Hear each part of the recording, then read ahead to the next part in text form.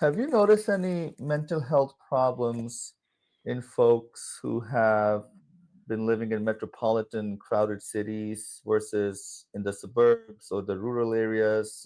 The general thought being if you're in the nature, you have less stress, you're not having these taxing jobs, you probably are mentally more sound compared to someone who is in a busy, hustling city like New York or Chicago or working in high stress. Have you noticed a difference as far as where people decide to live compared to, each other?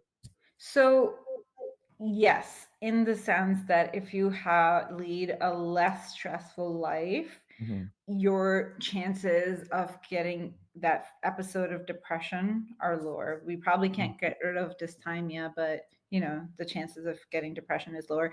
There's something called late onset schizophrenia. Come to find out, it's not late onset per se. What happens is that if somebody has had a pretty simple stress-free life, they Hmm. can pretty much, that first episode of schizophrenia gets triggered with stress. That's why a lot of people get triggered around 17, 18 age, and that's when you start have the first episode of psychosis. So some people will go through life without a big stressor and Hmm. not have any episodes of psychosis and just live through their life, and then all of a sudden some stressor comes and that first episode of psychosis appears, which Hmm. we label as late onset schizophrenia. But why is that happening? How did you Yeah. get through all of your life without it? It's because that stress-free life. So yes, Hmm. stress plays a huge role in that. So whether, again, if we bring it down to individuals, I think there are some people that just enjoy the city life and Hmm. that's what they enjoy, but other people that